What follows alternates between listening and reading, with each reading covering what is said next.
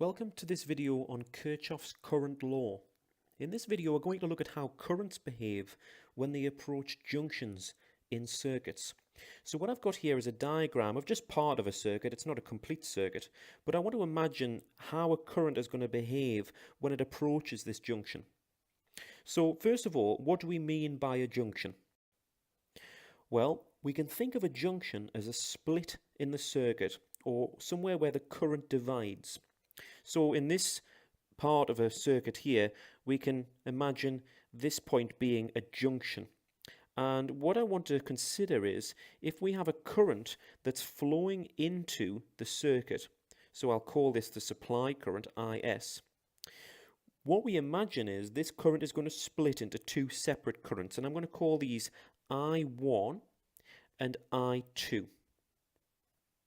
Now, if we look at Kirchhoff's current law written above, it says there that the sum of the currents entering a junction is equal to the sum of currents leaving that junction. Well, sum is just another mathematical word for the total. So the total current going into a junction is equal to the total current leaving the junction.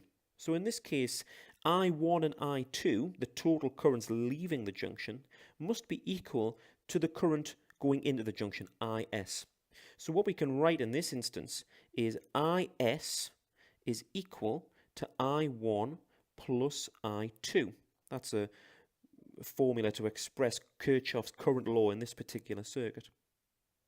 Now, what I want to do is try and apply something here called the current divider rule, because what I want to do is calculate what I1 and I2 are going to be when they travel down these two separate paths.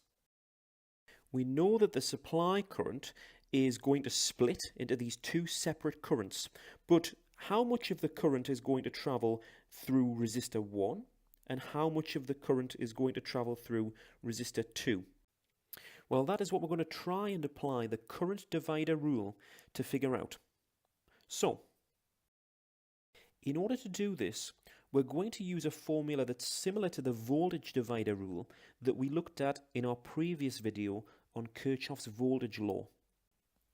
In this instance, we want to work out I1 and I2. So let's start with I1, and we can say that I1 is equal to IS, the supply current, multiplied by a fraction. And on the top of that fraction, I'm actually going to put the other resistor to the resistor that the I1 is flowing through.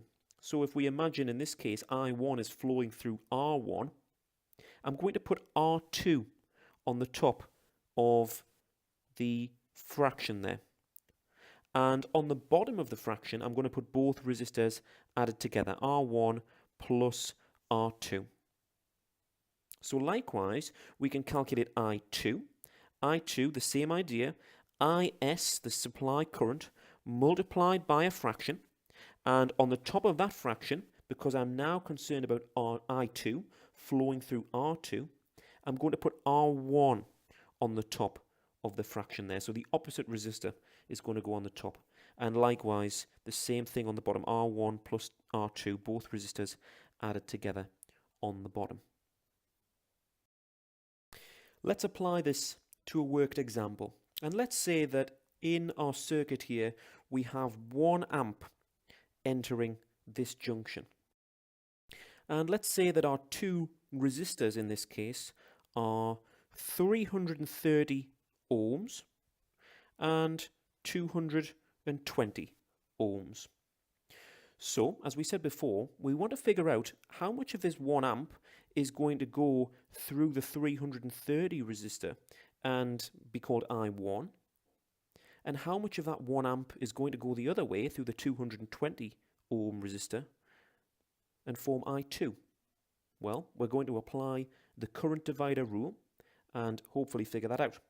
So let's start with I1, and we can say that I1, as we said before, is equal to IS, the supply current, in this case 1 amp, multiplied by a fraction, and on top of that fraction, we're concerned with I1 travelling through the 330 ohm resistor.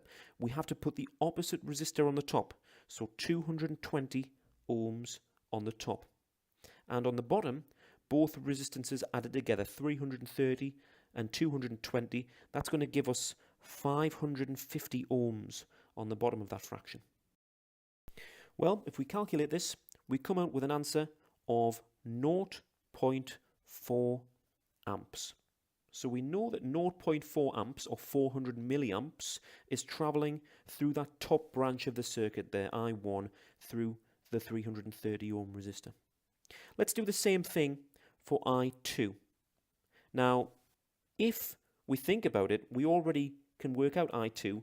Common sense dictates that if we have 1 amp going into the junction and 0.4 amps is going through that top branch, then 0.6 amps, the remaining current, must be going through I2. But let's work it out properly anyway and make sure that that's what we get. So I2 is the supply current, again 1, multiplied by, in this instance, we're going to put the 330 ohm resistor on the top. So 330, because that's the opposite resistor to the one that we're concerned about, on the top, and the same thing on the bottom, both resistances added together, 550. And sure enough, if we calculate that, we get the 0.6 amps that we were expecting. So this is meant to be a simple example of the application of Kirchhoff's current law. The total current entering a junction, in this case 1 amp, is equal to the total current leaving the junction. And in this case, we can work out what those separate currents are by using the current divider rule.